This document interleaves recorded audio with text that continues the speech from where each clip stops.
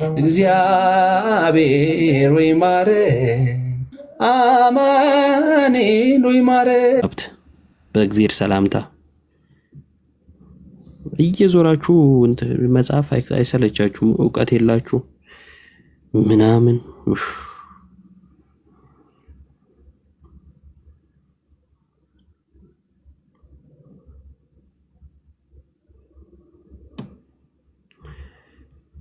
እሺ ይሄ ፕሮፋይል ያረኩት ስተት ነው ስተት አይደለም አንዴ ንገሩኝ ፕሮቴስታንቶች እስቲ ሊዲያ ስቤሻለሁ አንዴ እንድትነግሩኝ ብቻ ነው ለክርክር አይደለም የማርያምን ፎቶ ስላረኩ አንዳንድ ፕሮቴስታንቶች መጣው ማን ነው ስዕል ይቀርታ የማርያምን ስዕል ስላረኩ አንዳንድ ፕሮቴስታንቶች መጣው እየተቃወሙ ነበርና ኮሜንት ላይ ልክ ነው ልክ አይደለም የምትሉት ብዬ ለመጠየቅ ነው ሊዱ እንኳን ደህና መጣሽ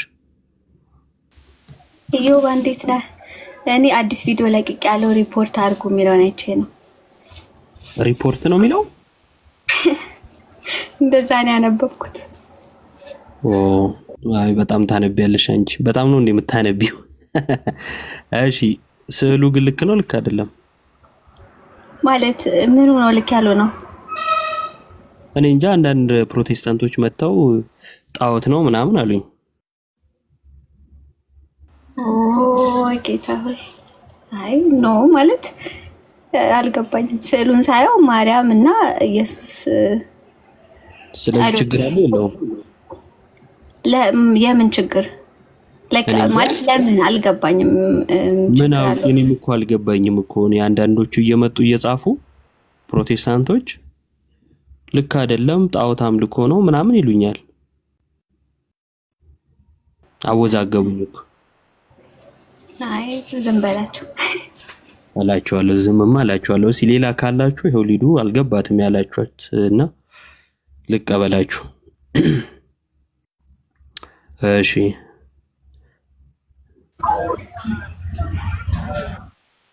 እሺ ወንድማችን ይሰማል ዮባ ሰላም ናት እንዴት ናችሁ አለን እግዚአብሔር ይመስገን ከየት ቤተ እምነት ነህ እኔ ኦርቶዶክስ ነኝ አንድ ጥያቄ ልጠይቅ ፈልጌ ነው እሺ አንዴ ፕሮቴስታንቶችን አንዴ ልጠይቅ ፈልጌ ነውና ካላችሁ ጻፉ መግባትም ካልቻላችሁ ከቻላችሁም ገብታችሁ ትነግሩኝ ችግር የለውም ለክርክር ሳይሆን እንዲሁ እንድትነግሩኝ ስለፈለኩ ብቻ ነው ችግር ነው ወይም ስተት ነው ያላችሁትን ብቻ እንድትነግሩኝ ስለፈለኩ ነው አንዴ ካላችሁ ንገሩኝ በኮሜንት ወይም በቪዲዮ በገስት ገብታችሁ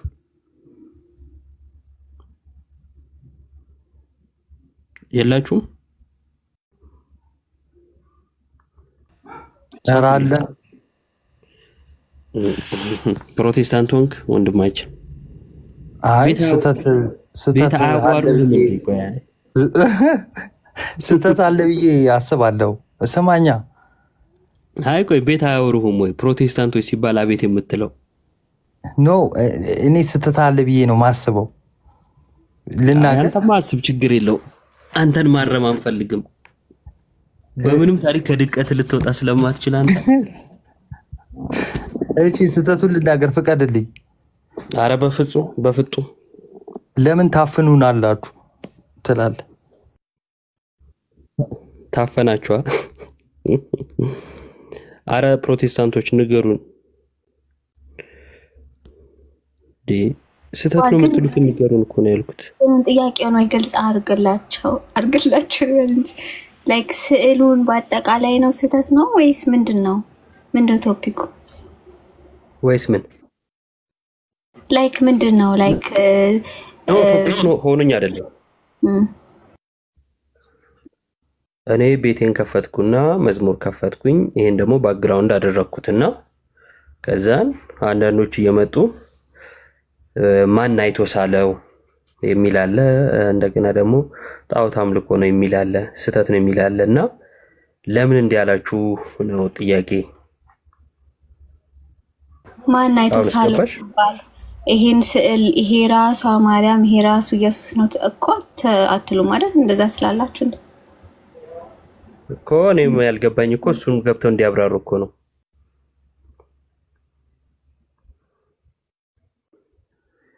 ኑ ግቡና ንገሩን እባካችሁ ልባችን አትጎትቱብን ዮባዬ መልሼ ልግባ እንዴ ወይ? እሺ አንዴ ብቻ በመሀል እንዳረሳት ስለፈለኩ ነው። እቺ ትገባለህ። እሺ ፕሮቴስታንቶች መልሼ ብቻ ነው ልካለሁ። የምፈልገው። እሺ እሺ ፕሮቴስታንቶች ብቻ ላኩ አንዴ።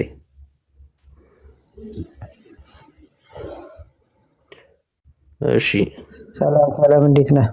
እግዚአብሔር ይመስገን። እንዴት አለ? አለን ጥያቄ ልጠይቅ። ፕሮቴስታንት ነህ? አይደለሁም። እኔ የፈለኩት ፕሮቴስታንትን ነው። እኔ ጥያቄ አለኝ። ጥያቄ መልስልኝ። እኔ የፈለኩት ፕሮቴስታንትን ነው ነበር ያልኩ። አልሰማኸኝ? ጥያቄ ሌላ ከፕሮቴስታንት ውጭ አትቀበልም? ከየት ቤተ እምነት ነህ? እኔ ይሁዲ ነኝ። ኦኬ እሺ፣ በኋላ ጠይቀኛለህ። አንዴ ፕሮቴስታንቶችን ላስተናግድና ልጠይቅህ እንጂ ነው ፈራ። እዲ ምን አይነት እንዲህ አይነት አይሁዳዊ ደግሞ ነው ያላቅም። ምን ነው ፈራ አላለም። ፕሮቴስታንቶች ኑ ግቡና አንዴ መልሱልኝ። ይሄው ኦርቶዶክስንም እኮ አንዴ ብየዋለሁኝ። በኋላ ጠይቀኝ አልኩት። ኦርቶዶክሱንም ነው ያልኩት። እንኳን አይሁዳዊ አሁን አንተ ለኔ ምንም አይደለህም። ያው ከሰውነት በዘለለ ወንድሜንም ቆይ ብየዋለሁ ለለ ነው። ስለዚህ ዝም ብሎ ያዙ ይልቀቁኝ አይባልም። እሺ ኑ ግቡ። ሆ ብለው ደስ ይላል አይናቱ። እሺ ፕሮቴስታንቶች ይሄንን ስዕል ሳደርግ ልክ አይደለም፣ ጣዖት አምልኮ ነው፣ ስህተት ነው ምናምን ያላችሁ ኑ ብያልኩ እየጠበቅኩ ነው። 5 ደቂቃ ላይ አልፈኝ ነው ካልኳችሁ ኑ ግቡ። የለም ብዙ ኮሜንት ላይ ማቃችሁ ምናምን ኢንቫይት እያረኳቸው ነው ባይዘው የማቃቸውን ማለት ነው። ሩቲ የምትባለውን ሳብኳት። ሌላዋ ማነች? ሰላም የምትባለዋን ሳብኳት። እሷ እንኳን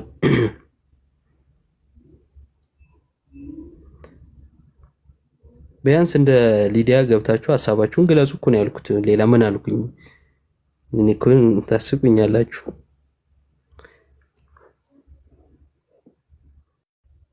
የለም አይ ፔንቴ አይን ስተት ነው ብላችሁ የጻፋችሁ ኑ ግቡ ብዬ አልመጣችሁም። ጊዜያችሁን እንትና እንዳንል አንድ ነገር ላሳያችሁና ከዛን ይሄኛውስ ልላችሁ ነበር። ይሄንን እስኪ የታመጣችሁት ነበር ቀጣዩ ጥያቄ። ሊዲያ አምልጣለች። አምልጣሻል ሊዲያ ነው ትመልሽልናለሽ የዚህን። ኧረ ጌታ ይባርክ ዮቤ። እኔ ወደ ፈተና ታግባኝ ብዬ ጸልዬ ነው የጀመርኩት ቀን። ጸሎቴ ሰምሯል ነው የምትይው? አይ እኔ በጣም ብዙ ፕሮቴስታንቶች በጣም የሚገርሙኝ ማለት ነው። ሁሉ ነገራቸው በቃ ሰውን መተቸት ላይ ብቻ ነው። እንዲህ አይነት ፕሮፋይል ያደረገ ሰው መጥቶ ስዕል እያመለክ ጣዖት ነው ወዘተ ይላል እንዴ? አንተ ስታደርገው ጣዖት ያልሆነ እኔ ሳደርገው ለምንድን ነው ጣዖት የሚሆነው? አንዱ ቀደም ስንጠይቀው አሁን ስለ ስግደት አይደለም። እኔ ቪዲዮን ገብታችሁ ጥያቄ ጠይቄያለሁ። ቪዲዮ አሁን የተለቀቀ ትሰግዱለታላችሁ አይደለም የኔ ጥያቄ ብያለሁኝ። አሁንም ትሰግዱለታላችሁ አልጠየኩም። ከየት አመጣችሁት? ሲጀመር የማ ስዕል ነው? እንዴት አይታችሁት ሳላችሁ? ከየት አመጣችሁት? ጥያቄያችን ይሄ ነው። ትሰግዱለታላችሁ ወይ? አልተጠየቃችሁ። የጴንጤ ትልቁ መገለጫውና ድክመቱም ጭምር ይሄ ነው። ያልተጠየቀውን የሚቃወማትን ብቻ ለመግለጽ ይሞክራል። ጥያቄ ሲጠየቅ ማለት ነው። የስግደት አልጠየቅንም። ለምን ትሰግዱለታላችሁ አላልንም። አትሰግዱለትም እናውቃለን። እኛም እንሰግድለታለን አላልንም። ለስዕል አይደለም እኛ የምንሰግደው፣ ለስዕል ባለቤት ነው እሱ አይደለም ርዕሴ። ከየት አመጣችሁ ሳላችሁት መልስ የለም። የጴንጤ ትልቁ ዓላማው መንቀፍ ብቻ ነው ወይም መቃወም ብቻ ነው። ያው ስዕል ሲቃወሙ የነበሩት ስዕል አደረጉ። አንዱ ቅድም አይ ፊልሙን የሰራው ሰውዬ ስዕል ነው አለ። እሺ ፊልሙን የሰራው የአክተሩ መታሰቢያ ነው እንዴ ታዲያ? ኢየሱስ ነው ቤዛችን ብለ ከዛን የአርቲስቱን ፎቶ ለምን ታደርጋለህ? ወይም የአርቲስቱን ስዕል ለምን ታደርጋለህ? አይ አርቲስቱ ስለሚገልጽልኝ ነው ካልክ ሰውየው ይገልጽልሃል ማለት ነው አይደል? ስለሚገልጽልህ እሱን ተጠቀምከው። ታዲያ ስዕል ስዬኔ ኢየሱስን ይገልጽልኛል ብዬ ለምን ትቃወመኛለህ? አይ እንደው ዝም ብዬ ነው ምንም አይገልጽልኝም ካልክ ምንም የማይገልጽ ነገር ግን ለምን ተጠቀምከው? ምንም የማይገልጽ ያለ ምንም መልእክት ማለት ነው ሊሆን አይችልም እንጂ። እሺ እናንተ የምትጠቀሙትን ቃላቶች እንጠቀምና እንዲህ አድርጋችሁ ተጠቀሙ የሚል የመጽሐፍ ቅዱስ ጥቅስ አላችሁ? ለምሳሌ ፊልሙን የሰራው ሰውዬን አመታችሁ ስትጠቀሙ በየትኛው የመጽሐፍ ቅዱስ ጥቅስ መሰረት እንዴ የሚል ጥቅስ አይደል የምትሉት? ከየት አመጣችሁት ታዲያ? መልስ ካላችሁ ባካችሁ ይሄው እየጠበቅን ነው። በቪዲዮ በኮሜንትም ላይቭ መታችሁ ልትመልሱልን ከቻላችሁ በቪዲዮ ጥያቄ ጠይቄያችኋለሁ፣ ላይቭም ላይ እየጠየቅኳችሁ ነው። ቅድም የማርያምን ስዕል ሳደርግ መታችሁ የተቃወማችሁ ብዙ የጻፋችሁ ሰዎች አላችሁ። ኑ መልሱ፣ ይሄው የራሳችሁ የለም። እግዚአብሔርን ነው መነግራችሁ፣ ምንም ጥላቻ አይደለም ወይም ከክፉ ሐሳብ አይደለም። እንደዚህ ዘመን ፕሮቴስታንቲዝም የተልከሰከሰበት ዘመን የለም። ሁሉም መጥቶ የሚያወራው ሁሉ ዕውቀት የሌለው እንደ ከብት የሚነዳ ያሉትን ብቻ ተሸክሞ የሚዞር ከዛ ውጪ በራሱ ቆሞ በህሊናው ያመዛዘነ መናገር የሚችል ጴንጤ የለም። ፕሮቴስታንቲዝም ተልከስክሷል፣ ተንኮታክቷል፣ አብቅቶለታል። እንደ መንጋ የሚከተለውን ተውት። የተከተሉት ሰው የሆነ ነገር ውስጥ የገባለታ ግር ብሎ የሚገባ ነው። አንዳንዱ የቁጥር ጉዳይ ያሳስበዋል። 30 ሚሊዮን ነን 40 ሚሊዮን ነን ይላል። እኛ የሚሊዮኑ መቼ ያሳሰበን? ለምሳሌ 30 ሚሊዮን ቢሆን የሚመራው 100 ሺህ አይሞላም። 100 ሺውን እያየን የሚከተለው ሌላው መንጋ ነው ዝም ብሎ የሚከተል በራሱ ዕውቀትም ምንም የሌለው ማለት ነው። የትኛው ዲኖሚኔሽን ላይ ናቸው ነህ ብለን ስንጠይቃቸው እኮ አያውቁም። ነግሬያቸዋለሁ። ከዚህ በፊት አንዱ ቦሌ ላይ አግኝቸው እየጮኸ ይሰብካልና የትኛው ዲኖሚኔሽን ላይ ነለዋለኝ ምንድነው እሱ አለ። አያውቅም፣ ጌታን አያውቁም። አብዛኛው አያውቅም። የቃለ ሕይወትና የመካነ ኢየሱስን የትምህርት ልዩነት እንኳን አያውቅም። ታዲያ እንደዚህ አይነቱ የሚያሳስብ ይመስላችኋል? ይልቁን የሚያሳስበው የጨለማ መሆኑ ነውና ቢግ ቦስ ሳብኩ ምን ላድርግ ዘንድሮ ማወራለሁ ስቤያለሁ። አንተ ይወርሻውሺ ስታወራ እንዳላቋርጥ ብዬ ነው። መጨረሻ ላይ ያለውን አልስማማም። ዩ ጋይስ ቻው እንዳትወቀጪ ነው እሱ ገብቶኛል። ችግር የለው እናሉ ውስጥሽ ያምናል። በነገራችን ላይ ፕሮቴስታንቲዝም እንዳበቃለት ውስጥሽ በደንብ ነው የሚያምነው። አረየው ማለት ምን ታደርጊዋለሽ? ፕሮቴስታንቲዝም አበቃለት አይደለም፣ ግን ቅድም ሁሉንም ነገር አትቃወሙ ምናምን ያልከው ስለምስማማበት ነው ዝም ብዬ ሰማው። እውነትህን ነው። ከዛ ውጪ መጨረሻ ላይ ያልከውን ግን ጌታ ይገስጽ። ገና እንበዛለን። ተናል ወዳችኋለሁ። በመዋለድ ነው በእምነት በመዋለድማ ታይስቲ ክፉ አታሰውሪኛውን ትንኝም ይባዛል እኮ በመዋለድ። ምን መዋለድ እኮ አይደለም መብዛቱ፣ በትክክለኛ እምነት መብዛት ነው እውነት። እሺ ቻው ዮባ ባይ። እሺ ቻው። አንቺ ምስኪን የሆንሽ ሰው ባይዘው ሰሞኑን አንዳንድ ቪዲዮ ስትለቅ ያየዋት ነበርና ቤተክርስቲያን ሄዳ ምናምን እሱ ራሱ ማሳያ ነው። ሰላም የምታገኙ እዛ ነው። ቤተክርስቲያን ቅጥሯን ስትረግጡ የሆነ መንፈስ መረጋጋት ምናምን አለው። ይሄን ህሊናችሁ ያውቀዋል። ፕሮቴስታንት አዳራሽ ብትሄዱ ምንም ፕሮግራም የሌለ ቀን ብትሄዱ እህሉስ የታለ የተደረደረው ነው የምትሉት። መጋዘኑስ እንደገና ፕሮግራም ያለ ቀን ብትሄዱ እንዴ ጭፈራው ምንድነው እሱ በማታ አይሻልም እንዴ ነው የምትሉት። ያው ክለብ የተለመደው ማታ ነው ተብሎ ማለት ነው። ቤተክርስቲያን ብትሄዱ ሁሉ ጊዜ ብትሄዱ አለው ሰላም አለው፣ የሆነ የመንፈስ መረጋጋት አለው። ቅዳሴ ላይ ብትሄዱ ታመልካላችሁ፣ ያረጋጋል። ይሰማችኋል። የትኛውም እምነት ይሁን ይሰማችኋል። መንፈሳችሁ ሲረጋጋ ማለት ነው። ምንም በሌለበት ብትሄዱ ጸጥታው ራሱ ሰላም ነው። ምክንያቱም እርሱ የእግዚአብሔር ቤት ስለሆነ ማለት ነው። እና እንደዛ ነው ፕሮቴስታንቲዝም እንደዛ ሆኗል እያልኩ ነው። ናቱ ወይ ሐሳብሽን ግለጥና ወንድማችን ወደ መዝሙራችን እንመለሳለን።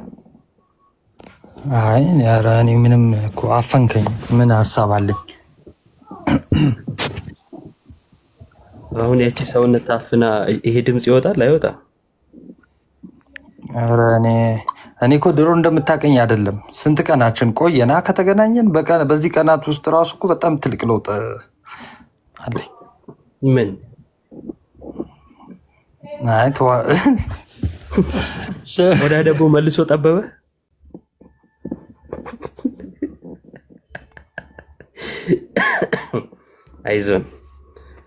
አይዞን ወንድማችን።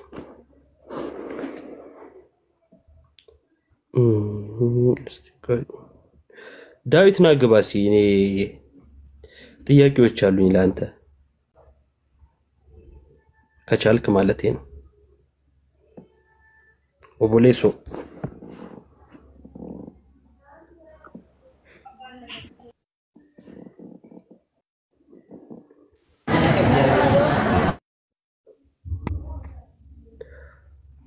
በገነጋ ዱፍቴ አከም ጅርታ ኦቦሌሶ በርሲሳ ዳዊት ጅርታ ቤተክርስቲያንን ጀረገሩ ወጭ እንጀራ ችግር የለውም። በቃ ካልተመቸ ሌላ ቀን እናወራለን። ጫጫታ አለ ቤተክርስቲያን ነው ታውቃለህ። ሌላ ቀን እናወራለን። በቃ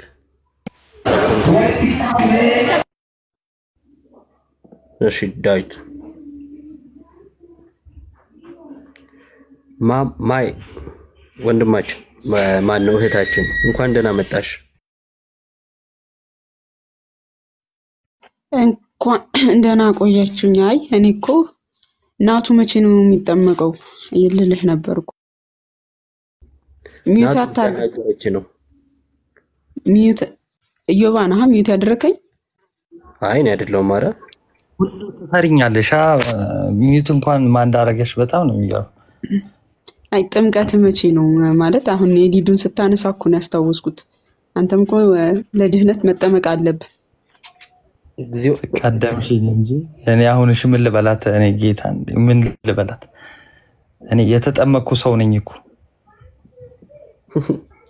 አይዞ ናቱ ምንም ማለት አይደለም። የመጨረሻው ደስታው ነው። ወንድም በወንድሙ ላይ ይነሳል። ማመ አይዞን እዮባ ቤቴ ነው ብለህ ነው? ምን አረኩኝ እንዴ? ምን አታምኝበትም ቃሉን? እሺ ተውኩት። ቃሉን አምንበታለሁ እና እኔ እሺ ለማንኛውም ኮፒ ሊንክ አርጉልኝ ጌታ ሆይ። አሁን ኮፒ ሊንክ አርጉ። እሺ ጋይስ ረስቼው ነበረ።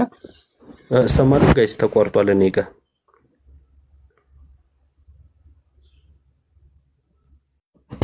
ሰማለ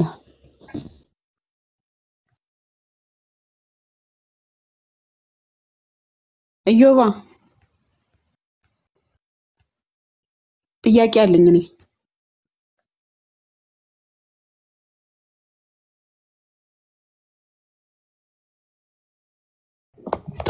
ጠይቂ እህታችን ጠይቂ። ወደ እውነቱ ለመምጣት እንዲያመችሽ ጠይቂ። ጌታ አሁን እዚህ ጋር ሆኜ የዋዴ ላከውን ቪዲዮ ለምፈስ ቅዱስ እንዴት እንደሚያስቅ የማን ነው? የዮባ ነው?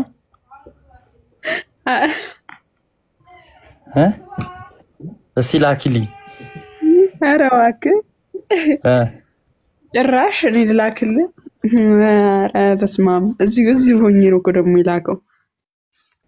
ታዩ ጠላትም አበዝቶብናል። ታዩ ጋይስ ትሰማላችሁ? ማን ነው ሰማለው? እኛ እንሰማለን። አዎ ትሰማለህ አንተ። የሆነ ሰዓት ተቋርጦብኝ ነበር ኔትወርክ። ጥያቄ አለኝ ክርስትና ላይ ያለች ነው ማማዬ እዮባ። ኧረ እባክህ የምር ይኸው ጠይቂው።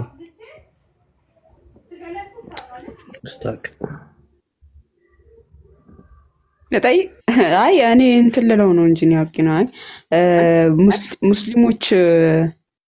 ሙስሊሞችን ማስተናገድ ቤት ቢኖር የዮባ ቤት ነው። በነገራችን ላይ ፊቱ ራሱ ይናገራል ለሙስሊሞች ቂብላ የማይመች መሆኑ። ሰላም ነው ወንድማችን። ቆይ አንዴ እሺ ቆይ መልሶ ጠፋ። እንትን ስታክ እያደረገ ቲክቶክን ዝጋው ነው እያለኝ ያለውና ቆይ አንዴ ዘግቼ ልመለስ። እሺ እስከዛ ዴቭ ወይ ናቲ ሰላም ነው? እንዴት ነህ? እንዴት ናችሁ? አለን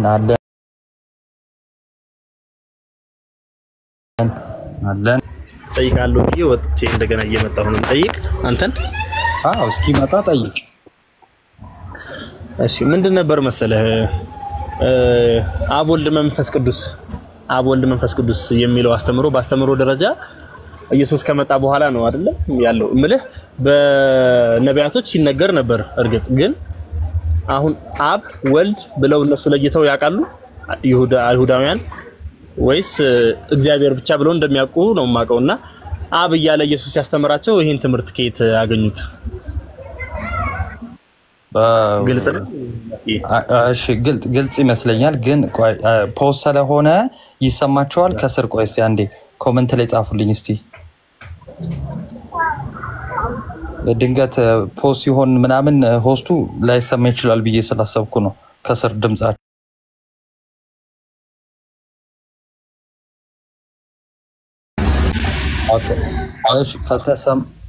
እሺ ከተሰማ ጥያቄህ ምንድነው? አብ ወልድ መንፈስ ቅዱስ የሚለው ስያሜ በብሉይ ኪዳን ነበረ ወይ ነው? አይደለም በብሉይ ኪዳን። በእርግጥ አይሁዳውያን በሙሴ ሕግ የነበሩት በሙሉ በአንድ አምላክ እግዚአብሔር ብለው ነበር የሚያምኑትና አብ የሚለውን ስያሜ ያውቁት ነበር ወይ? እነሱ አብ እግዚአብሔር እንደሆነ ያውቁት ነበር ወይ? ኦኬ እሺ አሁን ምንድነው ከማወቅ አንፃር ከሆነ በነቢያቱ በትምህርት በመጽሐፍ ቅዱስ በብሉይ ኪዳን ውስጥ አለ። አሁን እነሱ ግን አስተውለውታል ወይ? በቃ ይሄ እሱ ጥያቄ ነው። ለምን መጽሐፍት ሁሉ ስለኔ ለምሳሌ መጽሐፍት ሁሉ ስለኔ ይናገራል እናንተ ግን አታስተውሉትም ብሏቸዋል አይደለ? መጽሐፉን ይይዙታል ግን ደግሞ አያስተውሉትም። ግን ደግሞ በመጽሐፍታችን ውስጥ ግን አልነበረ። በብሉይ ኪዳን አባትም አባት ተብሎ ልጅም ልጅ ተብሎ መንፈስም መንፈስ ተብሎ ተጠርተዋል። ግን ያንን ልብ ማለት ማስተዋል ግን አልነበራቸውም ነበር ነው። ግን ደግሞ በይበልጥ ግን ደግሞ ምንድነው በሐዲስ ኪዳን በግልጽ ማለት እንዴት ልበለ መጀመሪያ ከነበረው መገለጥ በሐዲስ ኪዳን ደግሞ በልጁ በኩል በደንብ ተገልጧል። በደንብ ማለት ነው። በደንብ ዲቴል ደግሞ በደንብ ያወቅነው ደግሞ በአዲስ ኪዳን ነው እንጂ አባትም ልጅም መንፈስም ተጠርተው በመጽሐፍ ቅዱሳችን በመዝሙረ ዳዊትም በመጽሐፈ ምሳሌም አሉ እነዚህ ነገሮች ማለት ነው። በትንቢተ ኢሳይያስም ጨምሮ ማለት ነው። ግን እነሱ የማስተዋል ነገር ነው። ቢያስተውሉ ቢያውቁትማ የክብርም ጌታ ባልሰቀሉት ነው። ገብተዋል አይደለ? ለምን መጽሐፍት ስለሱ እኮ ይናገራሉ አይደለ? እኛ እኮ የትንቢታችን ፍጻሜ ነው። ክርስቶስ እኮ የነቢያት ፍጻሜያቸው ነው። ነቢያት የተናገሩት ፍጻሜ ሆነ ነው። ግን ደግሞ እንደውም ቆንጆ ኮሜንት አየው። ግን ቅዱሳኑ አስተውለውታል፣ አምነዋል። እነ አብርሃምን ስታይ እነ ዳዊትን ትንቢቱን የተናገሩት ትንቢት ማለት በዚህ ከእግዚአብሔር የሆነን የሚናገር ከእግዚአብሔር የሆነ ማለት ነው።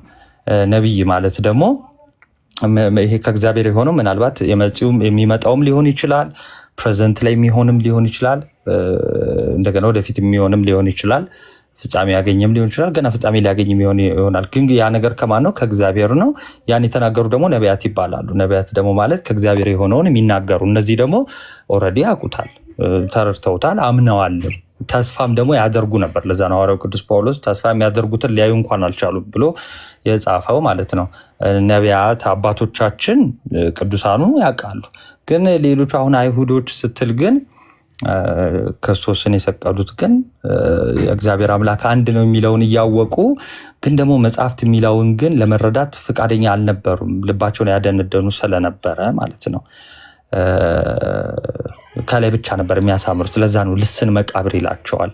ከላይ ብቻ ነበር ሕጉን እንጠብቃለን ይላሉ። ከላይ ብቻ የሚጸልዩ ይመስላሉ። ድምጻቸውን ከፍ አድርገው ይናገራሉ። ግን መጽሐፍ ውስጥ ምን እያለ እንደሆነ ስለ ክርስቶስ እንኳን የተነገረውን ትንቢት በቅጡ ሪኮግናይዝ አላደረጉትም ነበር።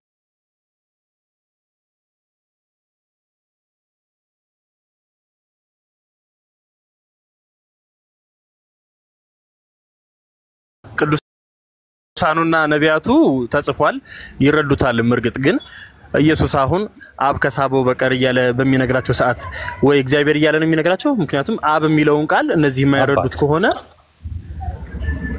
አባት እያለ ነው የሚነግራቸው። አይሰማ አባት እያለ አባቴ እያለ ነው አባቴ እያለ ነው የሚነግራቸው። ኦኬ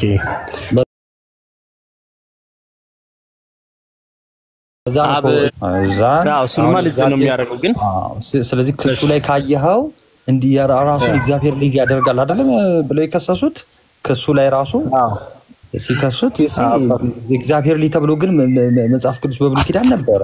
አያስተውሉትም። ገብተዋል አባባላ አያስተውሉትም። ልባቸውን አደንድነው ነበረ። እያዩ ማያዩ ነበሩ። እንደው ግን ገብተዋል አይደል? አይን አላቸው። የሚገለጠውን ነገር የሚያዩ ይመስላሉ ግን አያዩ። ያ ነገር ለነሱ የተደበቀ ነበር። የተደበቀ ስለ በቃ ልባቸውን ስላደነደኑት ማለት ነው። እና የሚነገራቸውን ትንቢትም ደግሞ እንደው ከልባቸው አይሰሙትም። እና እሱም ሲነግራቸው በቃ አባቴ እያለ ነው። ለምን ስለ አባት ተጠቅሷል።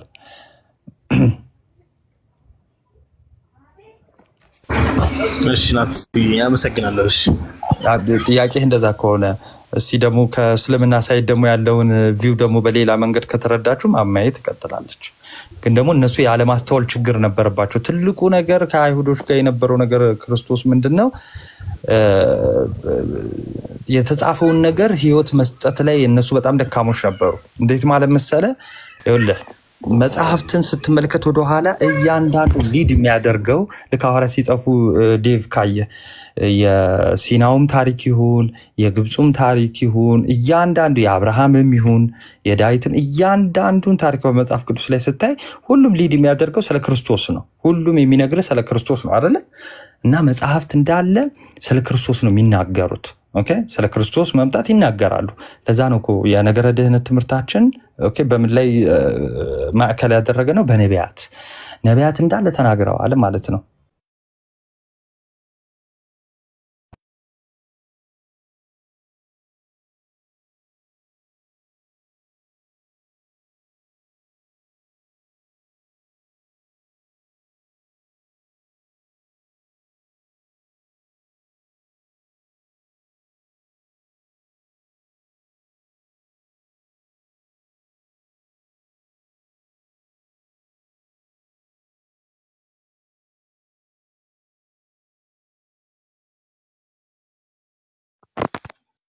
ከኔ ነው ዝምታ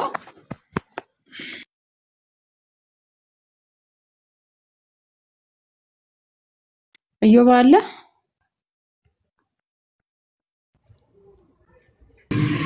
አለው ቀጥሉ። የሆነች ስራ ይዤ ነው እየሰማችሁ ነበር። ኦኬ እያወራችሁ ነበር። ስልክ ገባብኝ። በጣም ይቅርታ ስልክ ገብቶብኝ እኔ ጋር ነው የተቋረጠው። አለው ተመልሻለሁ።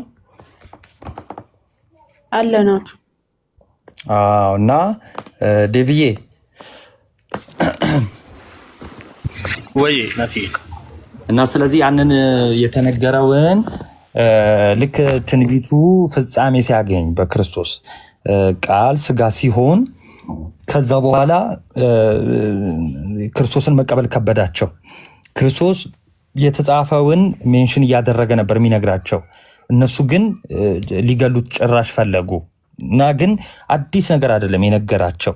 ኦኬ አዲሱ ነገር ምንድነው? በስጋ መገለጡ ነው እንጂ ዘላለማዊ ነው የነበረ የሚኖር ነው እና ስለ ኢየሱስ ክርስቶስ መጽሐፍት ሁሉ ተናግረዋል እና ያንን ማገናዘብና ልብ ማለት ነበር የጎደላቸው ማለት ነው። ኦኬ እና መጨረሻ ላይ ካስታወስክ የሮማ ወታደር ሰቅሎት ከተሰቀለ በኋላ ጌታችን በስልጣኑ ነፍሱን አሳልፎ ሲሰጥ ምንድነው ያለው? በእውነት የእግዚአብሔር ልጅ ነበር አይደል ያለው? ስለዚህ ሙሉ ትምህርቱ በቃ እሱ ይነግራቸዋል። ይሄው እኔ የእግዚአብሔር ልጅ ነኝ እያለ ይነግራቸዋል። አብ የሚያደርገውን ይሄውን የማደርጋለሁ እያለ ከመንገርም ደግሞ ባለፈ በተአምራት ያሳያቸዋል። ስለሱ የተነገረውን ይነግራቸዋል። ግን እነሱ ሞክ ነበር የሚያደርጉበት ማለት ነው። ይሄው አብርሃም ቀኔን ሊያይ ዘንድ ተመኘ ወደደ ብሎ ሲነግራቸው እንደው 50 ዓመትም ያልሆነ ብለው ሞክ ነበር ማድረግ የሚቀናቸው የነበረው። ግን ትንሽ ወደ ኋላ ቢመለሱ ግን ትንቢቶቹ ክርስቶስን ነው የሚናገሩት። ለዛ ነው ጌታችን መድኃኒታችን ኢየሱስ ክርስቶስ የያዛችሁት መጽሐፍ ላይ ሕይወት የሚገኝ ይመስላችኋል፣ ግን መጽሐፍቱ ስለኔ ነው የሚናገሩት አለ። በቃ በዛን አዳስ ሞመንት በቃ ወደ ኋላ ተመልሰው መመልከት ነበረ እና ነገሮች የነበሩት ፍጻሜ ማግኘት ስለነበረባቸው ነው። እና ክርስቶስ ሕግና ትንቢትን ሁሉ ሊፈጽም የመጣ ጌታችን መድኃኒታችን ኢየሱስ ክርስቶስ የዘላለም አምላክ ነው እና ፈጽመዋልም። ትንቢቶቹም ደግሞ ተፈጽመዋል። ኢየሱስ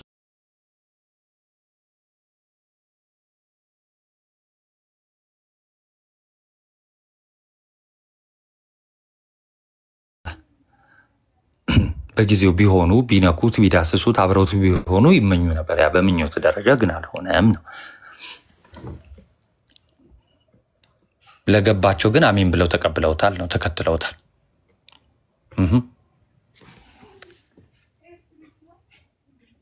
እሺ ናቲ አመሰግናለሁ።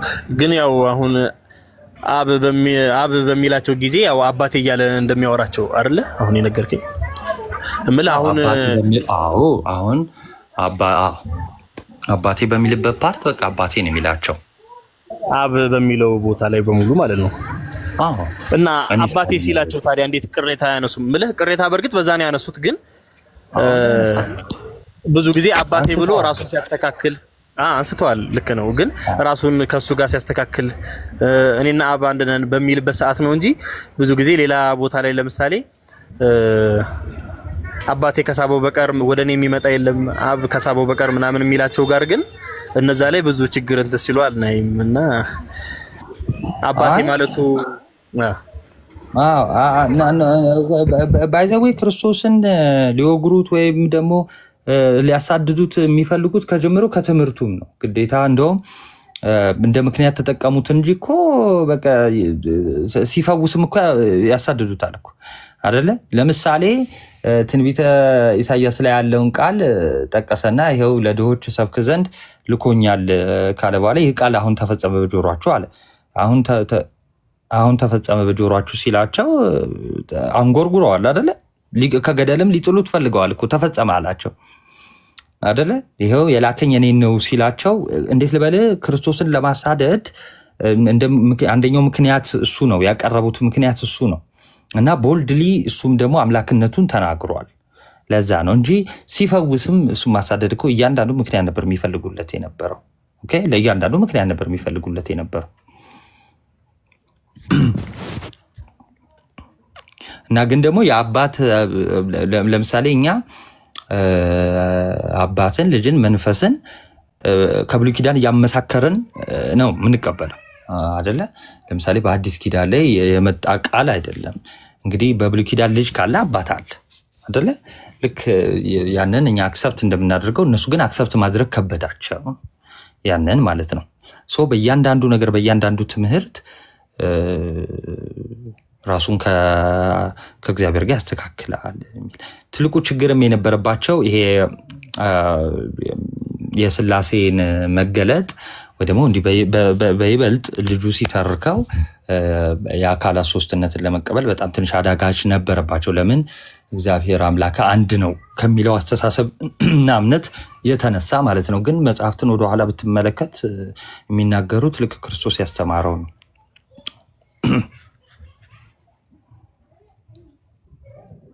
እሺ ናቲ አመሰግናለሁ። እግዚአብሔር ይስጥልኝ ሁላችሁንም። ቴንክ ዩ። የምትጨምሩት ካለ ጆባ ማማዬ ምናምን የምትጨምሩት ካለ ደግሞ ይሄው ቆይ ይጨምሩልህ።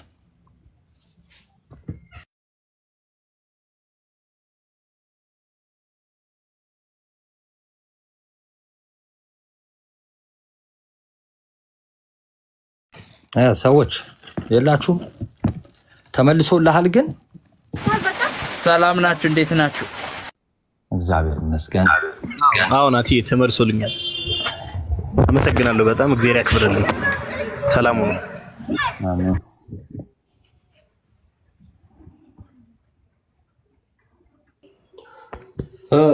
ናቱ ወይ ቃሉት ያሰማልን። አሜን አሜን። እሺ የገቡ ሰዎች አሉ። የሚመች ቦታ ነህ? ቤት ነህ እንዴ? አዎ ይመቸኛል። ማን ነው? የእምነት ጥበብ አስተናግድ በቃ። ሰላም ነው ናቲ? እንዴት ነህ? እግዚአብሔር ይመስገን። መቼ እኮ ነው ኢዮባ? ኦ እንዴት ነህ? እንዴት አለ? ሰላም ናችሁ? ዩዘር ኔም እኮ እንዲህ አይደለም። ድምፁ ራሱ ተቀየረ እኮ። ድምፁ ራሱ ተቀይሯል። ያው ነኝ። አሁን ድምጼ እንኳን አልተቀየረም። መሸኮ ነው ያልከው አንተና? መሸኮ ነው ያልከው አንተና? ማማዬን ታረባክ ይሁን ድምጽ እየለየ ወይ ይቅርታ አውቆ ነው ስልጣን ስጠኝ እስቲ ኢዮባ ሽር ላርገው። መሸ ኧረ እንዴት ነህ? ሰላም ነው ወይ? አለሁ እግዚአብሔር ይመስገን። ሰላም ነው። የጠፋ ሰው አለሁ። እንዴት ናችሁ? ኧረ አለን እግዚአብሔር ይመስገን። ጠፍተሃል? ያው ቴሌግራም ላይ ነው እኔ በብዙ የምጠቀመው። የሚመቸኝ እሱ ነው። ኧረ መደወሉንም ጠፍተሃል ነው ያልኩት። ጠፍቻለሁ ይቅርታ። እዛ እንገናኛለን ብዬ ነበር። አንተ ውድ ሆንክ። ጠፋህ እኮ ታዲያ። እኔ 4 ኪሎ ነው ሁሌም ሞላው። ያው እናንተ ስትመጡ ደውሉልኝ ብዬ እኔ እኮ በኪሎ ስለማይመቸኝ እኮ ነው። እዛ በኪሎ አይመቸማ።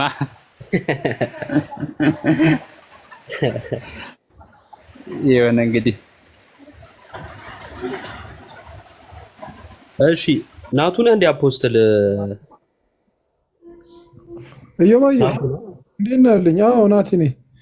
ፕሮፋይል እየቀየርክ ሌላ ሰው እየመሰልከኝ እኮ ነው። እንዴት ነህ? አለሁልህ እየባ። ደህና ነህ? እንዴት ናችሁ? አለሁ እግዚአብሔር ይመስገን። እንዴት ነህ ናቱ? አለሁልህ ብሮዬ። ደህና ናችሁ ወይ? ሁላችሁ ደህና ናችሁ? አለን እግዚአብሔር ይመስገን። ወይ ለካ ድምጼን ቀይሬ በገባው ኖሮ በእናትህ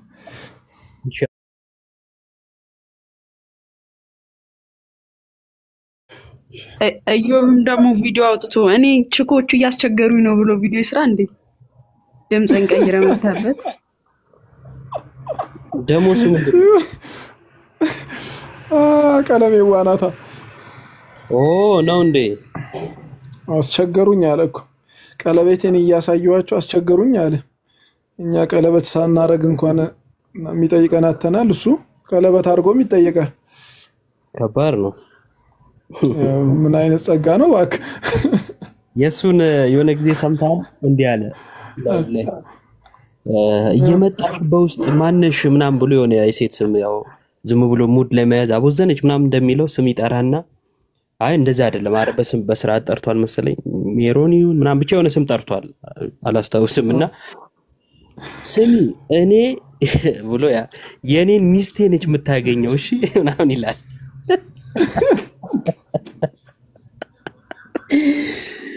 ያው የሚጠቅሰውን ተቃቅሰው ማለት ነው እና የኔን ሚስቴ ነች የምታገኘው እሺ ይሄን ማወቅ አለብሽ ምናምን ይላልና ከባድ ሰው ነው እሱ።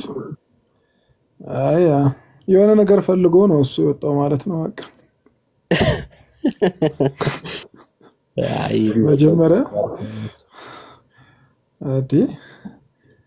እንደ አይነት ጊዜ ማደረሰን አረብስማ ሲያቅት ወደ አሜት ተከደኩ እንትን ፕሮፋይል የዩቲዩብ ስም ነው አዎ እኚህ የቀሲስ ናቸው። የኔ አባት የዩቲዩብ እንትን ነው ስማቸው ነው በገና ሚዲያ ይባላል።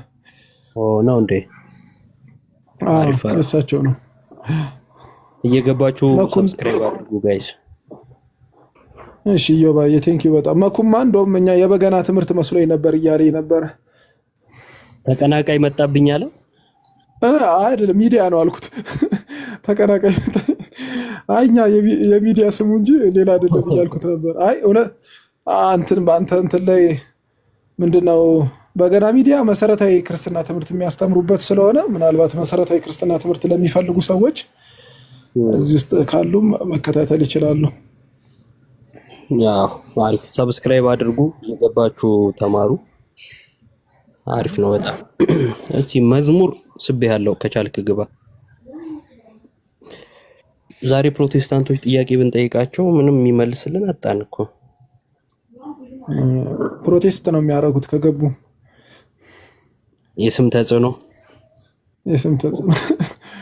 እስቲ ይሄው መጡ። መዝሙር 23 ሰላም ብለናል። ሰላም ለእናንተ ይሁን። እንዴት አለ? እግዚአብሔር ይመስገን። እንዴት ናችሁ? አለን እግዚአብሔር ይመስገን። አንድ ጥያቄ ነበረኝ ትመልስልኛለህ? እሺ የምችለው ከሆነ ፕሮፋይልህ ላይ ያለው ስዕል የማን ነው? ጽሁፉን ብትጠይቀኝ አይሻልም? ስዕሉ ኖርማል ነው። ስዕሉን አርገዋል ብዬ ነው። ስዕሉ ያው ለጽሁፉ ድምቀት እንዲሆን ነው እንጂ ያን ያህል ስዕሉ ላይ ምንም ፎከስ የማደርገው ነገር የለም። ዋናው ጽሁፉ ነው፣ መልእክቱ ማለት ነው። ምን አልከኝ? አልሰማሁም፣ ይቅርታ ስልክ ገብቶብኝ።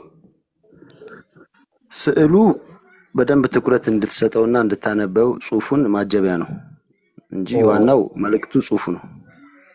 ግን ስዕሉ የማን ነው?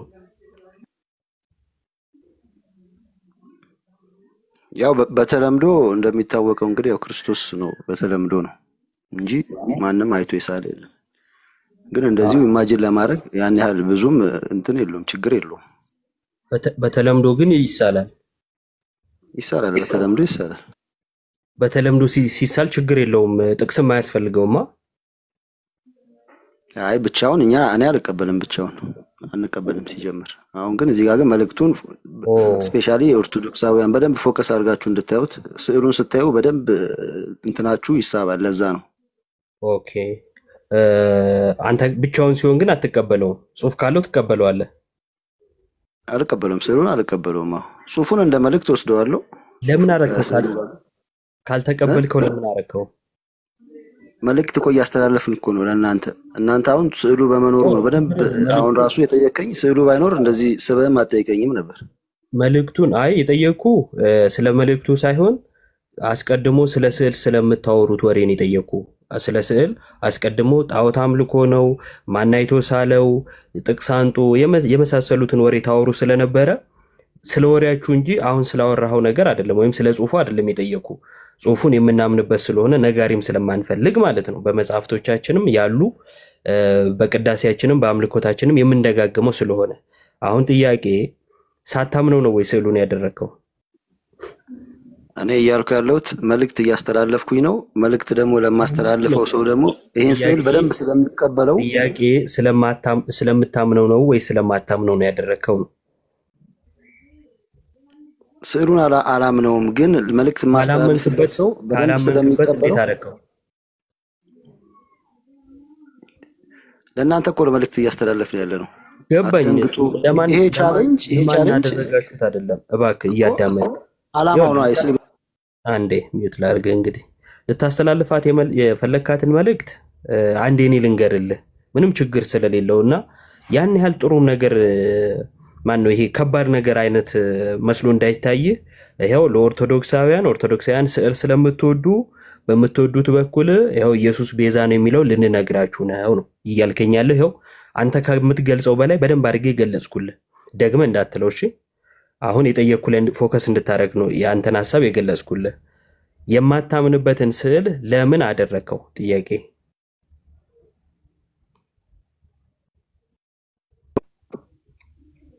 እኔ ወንጌልን ለማስተላለፍ ወይም መልእክት ለማስተላለፍ ግዴታ ያን ነገር ላምንበት አይገባም።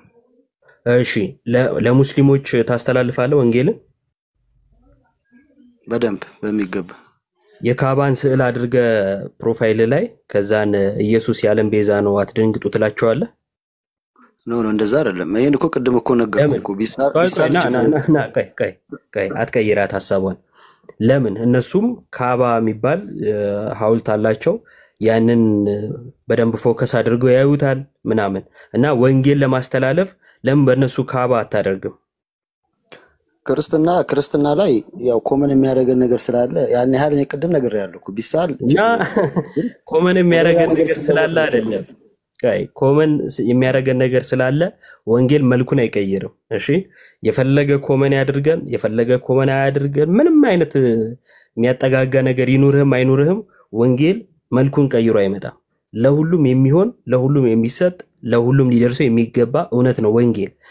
ይሄንን ወንጌል ለማስተላለፍ ከሆነ እንዲህ አድርገህ የመጣው ለኛ ለሙስሊሞች ስታስተላልፍ ካባን አድርገህ ከዛን ኢየሱስ ቤዛ ነው አትደንግጡ ለምን አትላቸው? አልላቸውም ብለኸኛል። ለምን አትላቸው?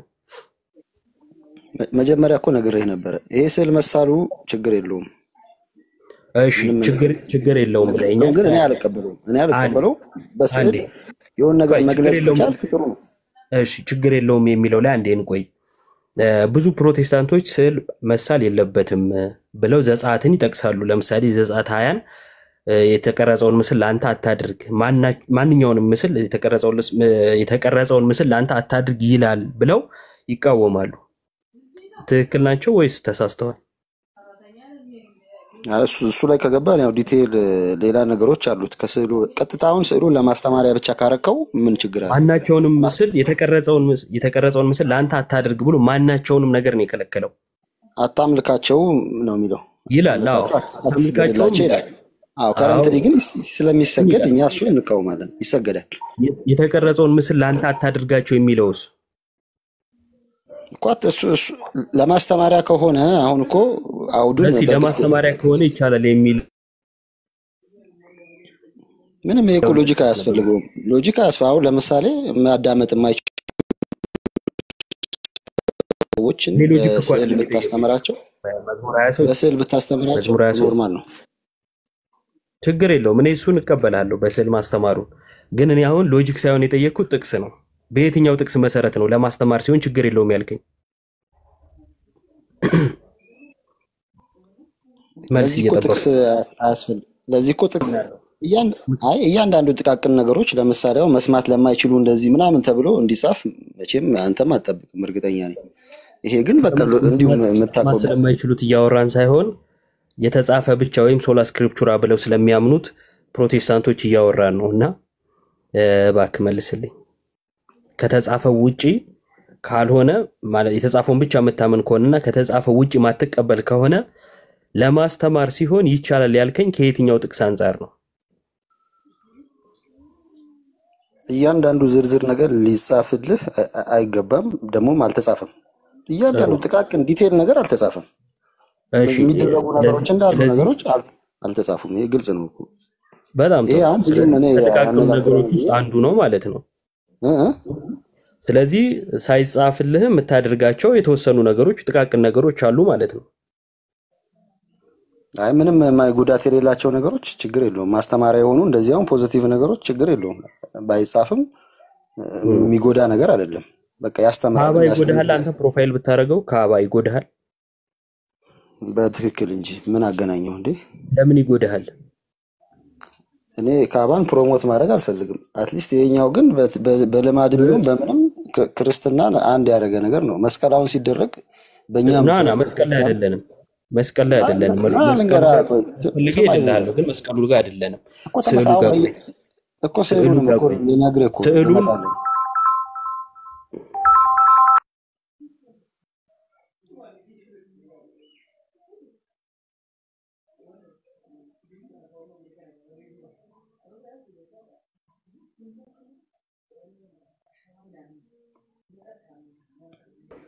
እሺ ይሰማል?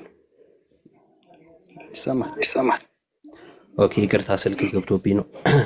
አሁን ስዕሉ ላይ ነን ያለነውና ብዙ ፕሮቴስታንቶች ይሄ ስዕል ጣዖት አምልኮ ነው ብለው ይቃወሙታል። አንተ ደግሞ ችግር የለውም አልከኝና እንደውም ዘጸአት 20 አታምልኳቸው አትስገዱላቸው ይላል እንጂ ለማስተማሪያ ሲሆን የተቀረጸውን ምስል ለራስ ብታረክ ችግር የለውም አልከኝ።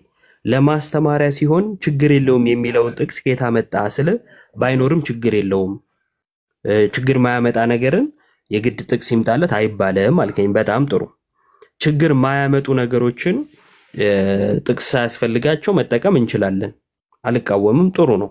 አሁን የኔ ጥያቄ ስዕሉን ዝም ብሎ በተለምዶ ነው ያደረግነው ብለኛል። በተለምዶ ስታደርገው ደግሞ ከምን አንፃር ነው ያስረዳኸኝ? እናንተ ስዕል ስለምትወዱ ወንጌልን ለእናንተ ለማድረስ ብትጠቀመው ችግር የለውም። ስለዚህ እኔ አምኜበት ሳይሆን እናንተን ወንጌል ለማድረስ ነው አልክ። ልክ እንዲሁ በካዕባ አንተ ሳታምን ግን ለሙስሊሞች ወንጌልን ለማድረስ ብትጠቀመው ምን ነበር ችግሩ ብዬ ጠየቅኩ። ልትመልስልኝ ትችላለህ? ይሄ ኦኬ እንደነገርኩ ነው እንግዲህ እኔ እስልምና ላይ ያለ ነገር ፕሮሞት ማድረግ አልፈልግም። ይሄ ግን ይሄንን እስላም ፕሮሞት አደርጋለህ በክርስትና ውስጥ ይሄን አይገናኝም። ምክንያቱም ይሄ በቃ በልማድም ቢመጣ አትሊስት የሚያግባባ ነገር የትኛው ልማድ ነው የመጣው? በየትኛው ልማድ ነው የመጣው? ይታወቃል። በየትኛው ልማድ? ስዕል መሳል ለስዕል መስገድ ምናምን ነገሮች በየትኛው ልማድ? ለስዕሉ ባለቤት ነው ብላችሁ እናንተ ዲፋይን ብታረጉም የትኛው በኩል ወደ ጥንቱ ክርስትና እንግዲህ መመለስ ነው። የትኛው ክፍለ ዘመን ላይ እንደጀመረ ኤግዛክትሊ ባላቅም ግን አለ በቃ ስዕል አለ ጥንት ላይ አለ ማለት ነው። ስለዚህ ሁሉ ነገር ቢፈቀድልህም አንዴ ተፈቅዶልሃል ግን ሁሉ ነገር አንዴ ጥንት ላይ የነበረ ነው ማለት ነው አይደል? ጥንት ላይ ስልህ እኔ አሁን የዛሬው 1000 ምናምን ዓመት ምናምን እያልኩ አይደለም፣ ግን ከሆነ ጊዜ በኋላ የጀመረ እንደሆነ መቼ ነው የጀመረው? እሺ 1000 ዓመት ካልሆነ መቼ ነው የጀመረው? እሱን አላውቅም። ሳታቅ ታዲያ 1000 ምናምን ውስጥ ላለመሆኑ ምንድነው መከላከያ የሆነ? ካላወቀው ማለት ነው ዘመኑን ካላወቀው እንዴት ነው እሱ 1000 ዘመን ውስጥ ላለመኖሩ እርግጠኛ ሆነ የምታወራው? ምክንያቱም እኔ የሐዋርያትን ትምህርት ስለምቀበል ምንም ለምሳሌ አዲስ ኪዳን ላይ አንድም ቦታ ይሄንን ስዕል የተጠቀመ ሐዋርያ ስለሌለ እርግጠኛ ነኝ 1000 ምናምን ዓመት ውስጥ እንደሌለ። ከዛ በኋላ በታሪክ ሂደት ውስጥ አንዳንድ ነገሮች የተጨማመሩ ሲመጡ እንደገባ አንብቤያለሁ። የሆነ የት እንደሆነ ባላስታውስ። የቱ ጋር ነው ያነበብከው? ጠቁመን። አሁን ደግሞ አንብበሃል። ቅድም አታውቅም ነበር፣ አሁን ደግሞ አንብበሃል። ጥሩ ነው። የት ነበር ያነበብከው? አሁን ማለት እዚህ ላይ አሁን ጊዜ ከምንቀግድ ወደ መጀመሪያዎቹ ክርስቲያኖች እንመለስ። ወደ ሐዋርያቱ እኮ ጊዜ ያለኝ ወደ ሐዋርያቱ እንሂዳ። የት መሄድ እንዳለብኝ አትገድበኝና አሁን የት እንዳነበብክ አልነግረኝም። ልክ ማስረጃ ስጠይቅ ቆይ እንቶ ትለኛለህ። እንዲሁ ማውራት ላይ ጊዜ ይኖርሃል፣ የፈለግከውን ታወራለህ። ያልተጠየቀው አይደለም። አሁን እኔ ተዘጋጅቼ አልገባውም። እሺ ችግር የለውም። ተዘጋጅቼ ስላልገባው እሱን እስክፈልግ ያው እንትን ነው የሚሆነውና እሺ ልጅ አይደለም ለማሳየት አንዴ እሺ አሳየኝ ብለህ ለማሳየት የተዘጋጀህበት ሁኔታ ላይኖር ይችላል፣ እረዳለሁ እሱን። የትኛው መጽሐፍ ላይ እንዳነበብክ ለመናገር ግን መዘጋጀት አያስፈልግም። ስሙን ትነግረኛለህ፣ ያበቃል። አሳየኝ አልልህም፣ ስሙን ንገረኝ። የትኛው መጽሐፍ ላይ ነው ያነበብከው? ወደ መጀመሪያዎቹ ክርስቲያኖች እንመለስ፣ ወደ ሐዋርያት ሥራ። የትኛው መጽሐፍ ላይ ነው ያነበብከው? እዛ ላይ ስዕል አሳየኝ፣ እዛ ላይ ሞግተኝ። አሁን የትኛው ጋር ነው ያነበብከው? ምኑን?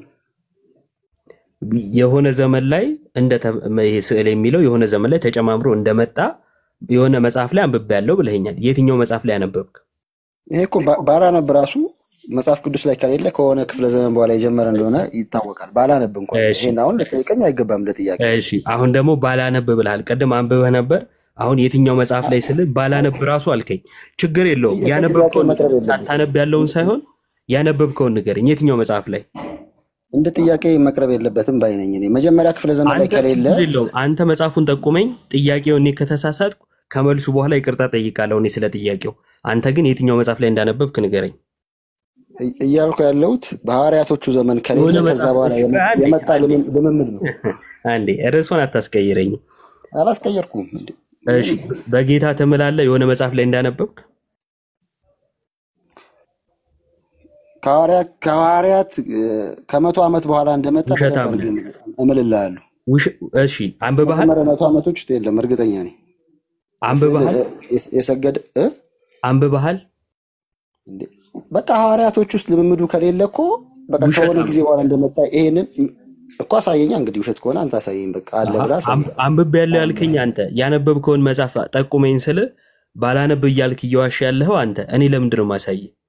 አስቀድሞ አንዴ ሚውት አድርግልኝ። ቴንክ ዩ። አስቀድሞ በጣም ውሸታም ነህ። ለጌታ ትዋሹለታላችሁ። ምን አለ? የሆነ መጽሐፍ ላይ አንብብ ያለው አለ። ምንን? በኋላ ላይ የተጨመሩ ብዙ ነገሮች እንዳሉና እሱም የተጨመረ ነገር እንደሆነ አንብብ ያለው አለ። የትኛው መጽሐፍ ላይ ነው ያነበብከው ስለው አልተዘጋጀውም አለኝ።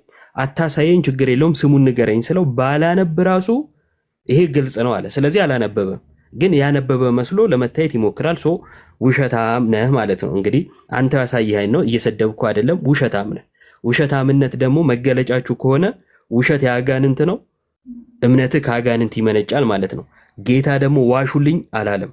ወንጌልን ሲሰጥ ወንጌልን ለፍጥረት ሁሉ ሄደው እንዲሰብኩ ወደ እውነት የሚመራው መንፈስ ቅዱስ እንደሚሰጣቸው እንጂ በውሸት የሚታጀብም መንፈስ ቅዱስ የለም፣ በውሸት የሚሰበክም ወንጌል የለንም ማለት ነው። ሶ ይሄ ትምህርቱ ራሱ ከአጋንንት እንደሆነ ግልጽ ነው ማለት ነው። ተግባብተናል ወንድማችን?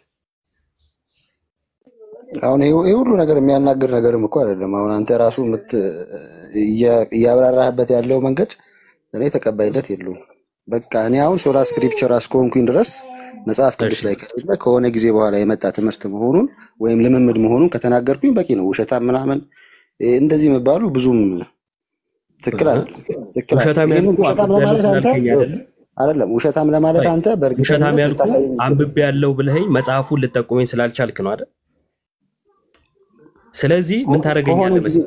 ከሆነ ጊዜ በኋላ የመጣ ልምምድ ነው ስልህ እኮ አልጠየቅኩም። እኔ ከሆነ ጊዜ በኋላ የሚለውን እኮ አይደለም የጠየቅኩ፣ ያነበብከውን መጽሐፍ ጠቁመኝ የሚለውን የጠየቅኩ። ያልጠየቅኩን የጠየቅኩ አስመስለ ከዛን እኔ ስህተት የተናገርኩ ለማስመሰል የምትሞክራትን ፋላሲ ትተዋትና የጠየቅኩ መጽሐፍ ነው ያነበብክበትን መጽሐፍ። ስለዚህ እኔ ይቅርታ ልጠይቅ፣ አንተ መጽሐፉን ጠቁመኝ። ውሸታም ላልኩት እኔ ይቅርታ ጠይቃለሁ። አንብበ ከሆነ መጽሐፉን ጠቁመኝ። ካላነበብክ ደግሞ ሳታነብ አንብቤ ያለው በማለት ውሸታም እልሃለሁ ማለት ነው። ስለዚህ እኔ ይቅርታ እንድጠይቅ ያነበብክበትን መጽሐፍ ጠቁመኝ። እሺ ጊዜ ተሰጠኛለህ፣ አውጥቼ አሳይሃለሁ። አንድ የትኛው ክፍለ ዘመን ላይ እንደጀመረ ላሳይ እችላለሁ። እሺ መጽሐፍ አሳይሃለሁ። ሲቀጥል ግን መጀመሪያ ላይ በዚህ ርዕስ ለማውራት አላስታውስም። መጀመሪያ እኮ ነግሬሃለሁ። የቱ ጋር እንዳነበብኩኝ አላስታውስም ካልኩ እኮ ይሄ ድፍን ያለ ነገር ውሸታም እንደዚህ አይደለም። ለማንበብ ግን እሺ ፈልገው እንኳን ማለት አይቀልም። ፈልገው ማለት አይቀልም። ፈልግና አሳየኝ ማለት አይቀልም። አሳየኝ ካልኩ አረቆ አንዴ አሳየኝ ያልኩ ከአንዴም 4-5 ነው ደጋግሜ ማለት ነው። አሳይሃለሁ ማለት ሲኖር በአንተ ምንድነው ያልከው? ባላነብም ኋላ ዘመን የተጨመረ መሆኑ ግልጽ ነው እያልክ እየደጋገምክ እያወራህ ነበር። አሁን ሲጨንቅ ደግሞ ምን ማለት ጀመርክ? እንደው አሳየኝ ብትለኝ አይሻልም አልክ። እንደ አሳየኝማ ብዬሃለሁ።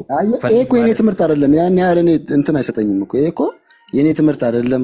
አሎና ለምን አወራኸው? ቅድሚያ ኖ አንተ ስለጠየቀኝ እንጂ እኮ ስዕልን የተመለከተ ነገር እኔ ይሄንን ዲቴል የመቆፈር የመፈለግ እንትን የለብኝም። ምክንያቱም በቃ መጽሐፍ ቅዱስ ላይ የለም። እኔ ሶላ ስክሪፕቸራ ነኝ። በቃ መጽሐፍ ቅዱስ ላይ ካለ አልቀበልም። በየትኛውም ጊዜ ጀምር። ያን ያህል እንትን ሊያስብል የሚገባ አይደለም። ካለ አምጣና ሳይ። በስላሴ ታምናለህ? በደንብ ነው።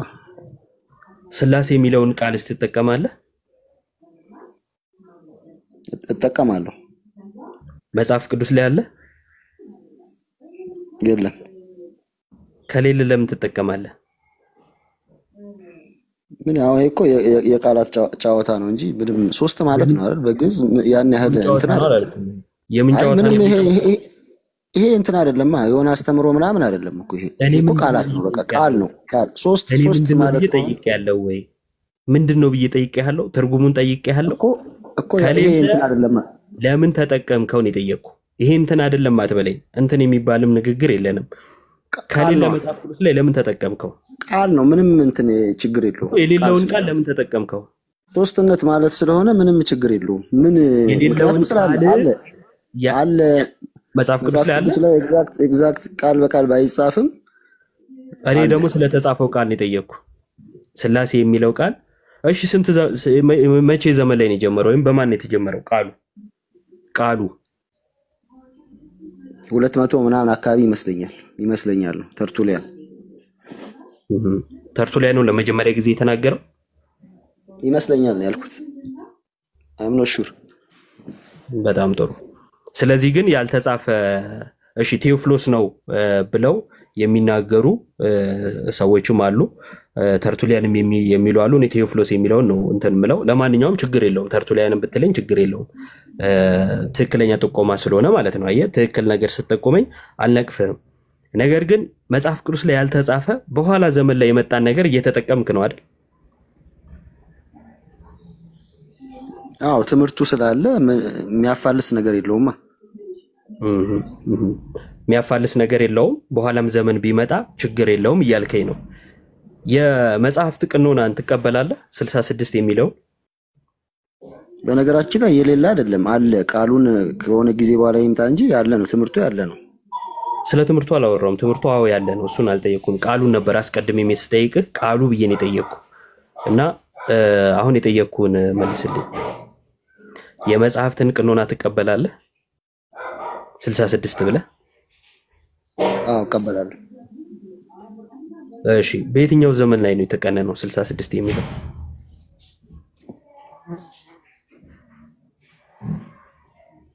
ያው ብዙ እንትን አለ። እኔ እንግዲህ እኛ የወሰድነው ከአትናቴዎስ ነው 267 አካባቢ ከአትናቴዎስ 65 መጽሐፎችን ቀንኗል።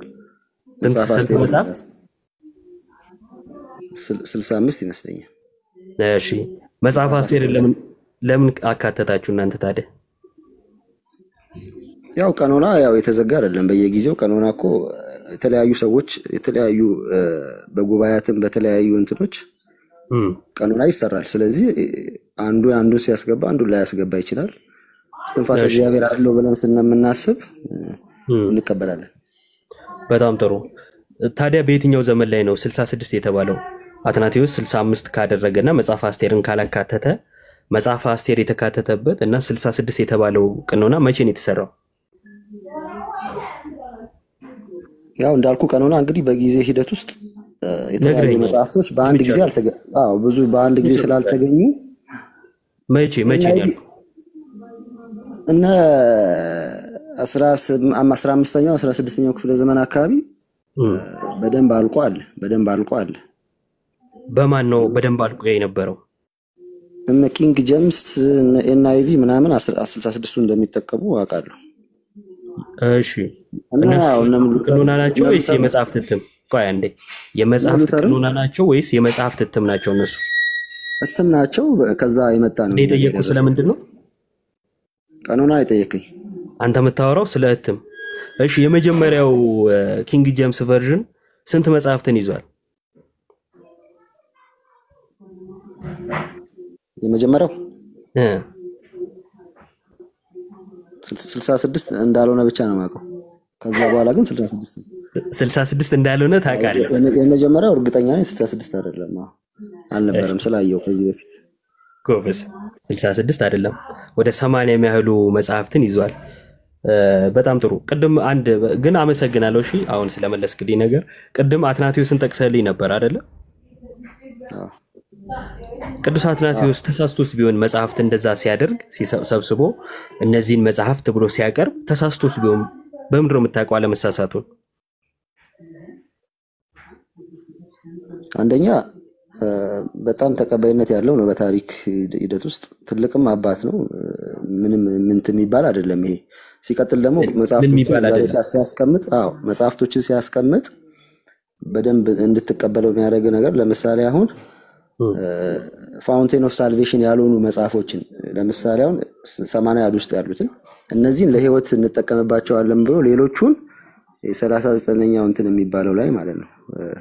ሌሎቹን ደግሞ እነዚህን ግን እንደ ምንድነው ለህይወታችን እንደሚጠቅሙ ምንድነው እንደ ተጨማሪ እንትኖች ለፐርሰናል ላይፍ ይጠቅማሉ ብሎ አስቀምጧቸዋል። ስለዚህ እንደዚህ አይነት ደግሞ ሁለቱንም አንግል አለመሳሳቱ ማስረጃ ነው። እንደሱ ማለት እኔ አሁን ሁለቱንም ማሳየቱ መዝሙር አንዴ እንደዛ ማለቱ አትናቴዎስ ላለመሳሳቱ ማስረጃ ይሆናል። ሌላም ሰው ተነስቶ እነዚህ ለህይወት የሚሆኑ ናቸው፣ እነዚህ ደግሞ ለመማሪያ ወዘተ ለታሪክ የሚሆኑ ናቸው ብሎ ቢዘረዝር ልክ ነው ማለት ነው። መስፈርት መሆን ይችላል። ይሄ እንደ አንድ መስፈርት አይዋለው አንጻራዊ። ለምን ሌሎቹ አሁን ጅብልቅልቅ አድርገው ያስቀመጡ አሉ። አሁን ከየት አመጣ? ይሄ መስፈርት ነው የሚለውን ይሄ መስፈርት መሆን ይችላል የሚለውን ከየት አመጣው? ማን ነው እንደዛ ብሎ ያስተማረው? ሲነሳ እኮ ነገርኩ እኮ አትናቴዎስ ማለት በክርስትና ውስጥ በታሪክ ውስጥ ትልቅ አባት ነው። ምንም የሚካድ አይደለም። ሌሎችን ተቀበላቸዋለህ? ቴዎሎጂያንም ነው። በጣም ጥሩ። ከቴዎሎጂያነቱና ከትልቅነቱ በታሪክ ውስጥም ትልቅ ቦታ ስላለው ሌሎቹንም ትምህርቶችን ትቀበልለታለህ? በአብዛኛው እቀበላለሁ። ማትቀበለው አለ? ይኖራል። ለምን? ትልቅ ነው፣ ቴዎሎጂያን ነው። ለምን አትቀበለው? አይ እንደ ሐዋርያት ትምህርት አንቀበልም። በቃ ይሄ የታወቀ ነው። የኛ ስለዚህ የምትፈልገውን ነው የምትቀበለው ማለት ነው አይደል? የምትፈልገውን እየወሰድክ ትቀበላለህ። እናንተም የምትፈልጉትን ነው የምትቀበሉት። እሱን ማስረጃ ማሳየት ይችላሉ። አንተም ከአትናቴዎስ ማልቀበለውን ትምህርት እስኪ ንገረኝ። እሺ ነገረ ማርያም ላይ ማሳየት ይችላሉ። አውጣና ሳይ። እሺ እየከፈትኩ ነው። እሺ በጣም ጥሩ። አስቀድሞ ቅድም ያልከውንም አውጥተህ ታሳየኛለህ ማለት ነው። መክፈት ከቻልክ ቅድም የለኝም ያልከው በቅርብ ያገኘሁትን ነው እንጂ ያኛውንስ ማግኘት ምን ይከብዳል? ያነበብኩ አይደል? ካገኘሁት እሱንም እንትን እላለሁ። ኦልሬዲ እንትን ላይ በሃርድ ኮፒ ስላልሆነ ይሄኛው ግን ሃርድ ኮፒው ስላለኝ አሳያለሁ። ከዛ ከተቀበል ግን እቀበላለሁ ትለኛለህ። ሁሉንም እቀበላለሁ ብለኛል። በመጀመሪያ ደረጃ አትናቴዎስ ማልቀበለውን አሳየኝ ያልኩኝ። ሁሉንም ትቀበላለህ?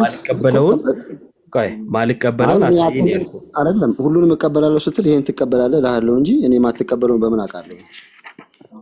በጣም ጥሩ። እሺ እሱን ታመጣለህ። እስከዛን ግን መስፈርትን ንገረኝ። አንተ ከየት እንዳመጣኸው ነገርኩህ እኮ። በክርስትና ውስጥ ትልቅ ስምም ያለው ትልቅም ደግሞ አባት ነው። በደንብ በመንፈስ ቅዱስ የተመራም አባት ነው። በመንፈስ ቅዱስም ተመርቶ ነው ትምህርቱን ማትቀበልለት። እሺ እስከዛን ግን ለአንተ ይሄ መስፈርት ነው ብሎ የነገረህ ማን ነው? የኔ ጥያቄ የትኛው?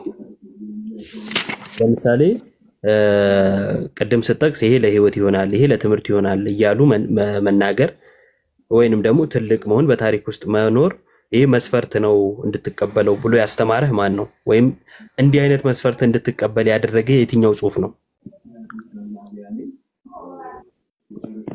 ነገርኩህ እኮ እኔስ ከሌሎቹ ጋር ሳነጻጽረው ሌሎችም አንተን አይደለም የጠየኩ ፓፓ።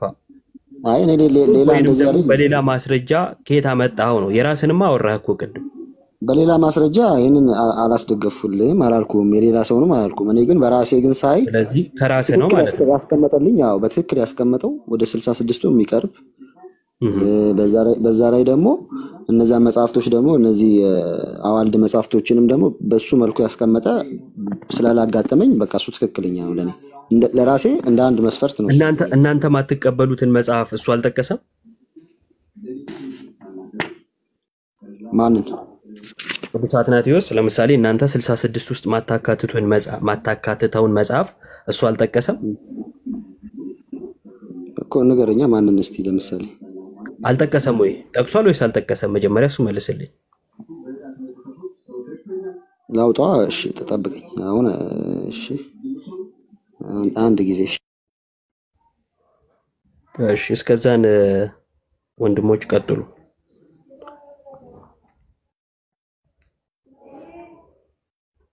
ባይዘው ፕሮፋይል ላይ ያደረኩት እንትን ብዬ ሳይሆን ያው ለጥያቄ ነው። እሺ እንትኑን ያደረኩት ናቱ መሸ ማማይ። እስከዛን ቀጥሉ። የባዬ እንዴ ምን ብዬ ልቀጥል ብዬ እኮ ነው። አይ ጥሩ እየሄዳችሁ ነው ብዬ ነው። ያው ልጁ ላምጣ እያለ ነው እንግዲህ እስካሁን ያመጣው የለም። በዛብን ላምጣ የሚለው እኮ በኋላ መሸከም እንዳይከብደን በለኝ ሁሉም ሲመጣ